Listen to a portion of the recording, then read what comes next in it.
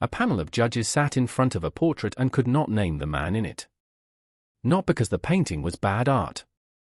Because it was accurate art of a very bad kind, and the man they couldn't recognize happens to be one of the most recognizable faces in Chinese entertainment right now. That's the detail worth sitting with. Because the same week, on a completely different set, another artist did something that made an audience say almost the identical sentence for the opposite reason, I didn't expect that from her. 2 shows. 2 artists. One shared discovery that the public image everyone thinks they know has more blind spots than anyone assumed. Rabbit News Hallyu is looking at both. Start with the drawing. On the variety show Talk Show and His Friends, the format is simple and merciless. The host feeds a name to a small group of stand-up comedians, this time, Zhang Linghe, and the comedians have to sketch that name from memory while their teammates try to guess who it is. No reference photo. No second attempt. Just whatever mental image each performer is carrying around. What came back was not flattering. One contestant reduced Zhang Linghe's face to a small square. Another produced little more than a faint outline and a scatter of disconnected lines. The judge on the panel, watching the results pile up, offered a line that basically summarized the round. There are 200 ways to draw 100 different artists, meaning the sketches had drifted so far from any shared likeness that they barely resembled each other, let alone the man they were supposedly capturing. Here's why that lands harder than a normal celebrity drawing bit. Zhang Linghe's public image is built almost entirely on visual recognition. He stands close to 190 centimeters, with a bone structure fans have specifically nicknamed model face, the kind of silhouette people claim to identify from the back of his head, or from a blurry photo, or from a shadow crossing a hallway. That reputation is not incidental. It's part of how his fandom talks about him, and it's part of how casting directors and photographers frame him. Instant recognizability is, in a very real sense, one of his assets. So when a room full of comedians tried to translate that face into a few pen strokes, and failed completely, the show accidentally ran a stress test on that asset. The result, even a face built for recognition collapses once you strip away photography, styling, and context, and ask someone to reconstruct it from memory alone. The audience's shocked reaction, "There's no way that's Zhang Linghe," wasn't really about the comedian's drawing skills. It was about how much of recognizability actually depends on the machinery around a face, not just the face itself. That's worth remembering, because the show wasn't testing memory. It was testing image infrastructure, and image infrastructure, it turns out, is more fragile than it looks. Now the second half of the week. On the reality competition Busy Treasure Hunt, Tian Xiwei was assigned a secret mission segment that had nothing to do with recognizability and everything to do with physical demand. The task, retrieve a treasure chest, built around a prop gold shovel weighing roughly 45 kilograms, hidden inside a narrow, pitch-dark passage almost 2 meters high. She had to do it barehanded, without tools, and without making noise, because the passage sat directly next to where other contestants were working and any sound risked exposing the mission. Production footage showed her first attempt at lifting the chest fail. She didn't stop there. She repositioned, planted both feet against the passage walls in a wide split stance, and used her core, waist, and legs to push the loaded chest forward through the tunnel until she could clear it. Once the chest was out, she pulled herself through using only her arms and legs, with no visible hesitation in the footage. The clip spread under the hashtag referencing her climbing a secret tunnel barehanded with a heavy gold shovel, and it circulated specifically because it didn't match the persona most casual viewers had assigned her. Tian Xiwei's public image, built through years of drama roles and brand appearances, leans toward softness. The label online is roughly sweet girl, a persona reinforced by her characters and by how brands position her in campaigns. A 45-kilogram prop and a barehanded climb through a sealed passage is not part of that persona's usual toolkit. And this is where the two stories start talking to each other. Zhang Linghe's moment revealed that recognizability is manufactured, dependent on lighting, framing, and repetition, not just bone structure.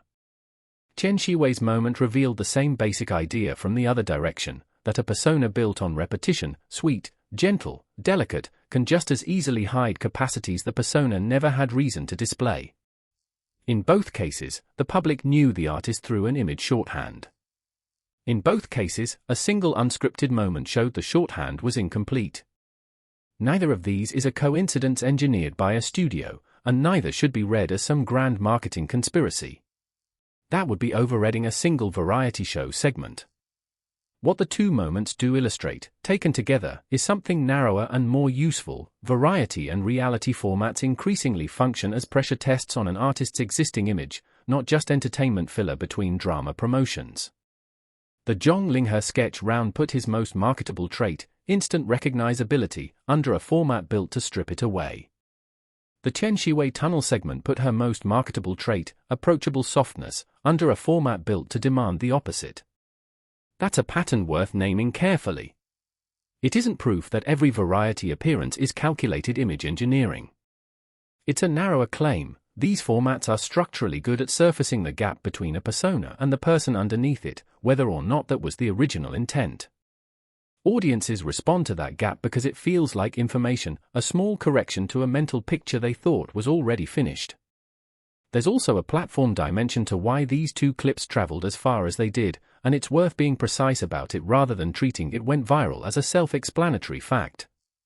Both segments were originally embedded inside longer variety and reality broadcasts, formats that international audiences rarely watch in full. What crossed borders was the isolated clip, a 90-second sketch-guessing round, a 2-minute tunnel climb. Short-form platforms reward exactly that kind of self-contained, before and after moment, because it doesn't require context from the rest of the episode to land.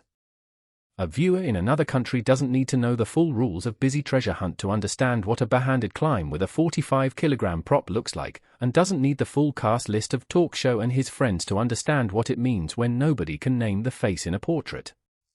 That portability is a large part of why moments like these outperform the shows that produce them. The clip is legible on its own, even to an audience that has never watched either program. For management teams, that portability cuts two ways. A single unscripted clip can do more for international name recognition than a full drama promotional cycle, simply because it travels without translation-heavy context. But it also means an artist has limited control over which 3 minutes of a multi-hour shoot end up defining the international conversation that week. Neither Zhang Linghe's team nor Tian Xiwei's team is on record characterizing these clips as strategic, and there's no evidence here that either was planned as a branding exercise. What the pattern does suggest, more narrowly, is that variety and reality appearances are becoming a meaningful, and only partly controllable, channel for shaping how international audiences update their existing image of an artist, alongside the drama roles and brand campaigns that used to do that work almost exclusively. Which brings the drawing round back into focus one more time. The judge's line, 200 ways to draw 100 different artists, wasn't really about artistic failure. It was an accidental admission that familiar and accurately known are not the same thing.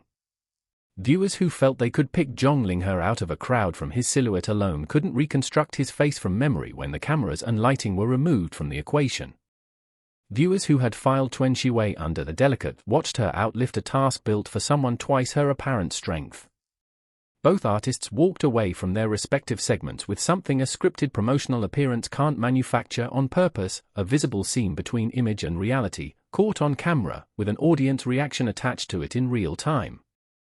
That seam is exactly what unscripted formats are good at producing, and exactly why they keep getting used, not because they generate scandal, but because they generate correction. A correction to what fans thought they already knew is, in entertainment terms, more valuable than a repeat of what they expected to see. None of this proves either artist planned the moment, and nothing here suggests intent beyond finishing an assigned segment. What it does suggest is narrower and, honestly, more interesting, the parts of a celebrity's image that feel most fixed, a face everyone claims to recognize, a personality everyone assumes is soft, are often the parts a single unscripted minute can quietly rewrite.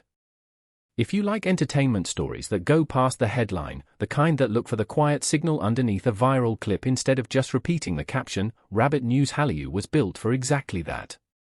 Subscribe if you want analysis, not just updates.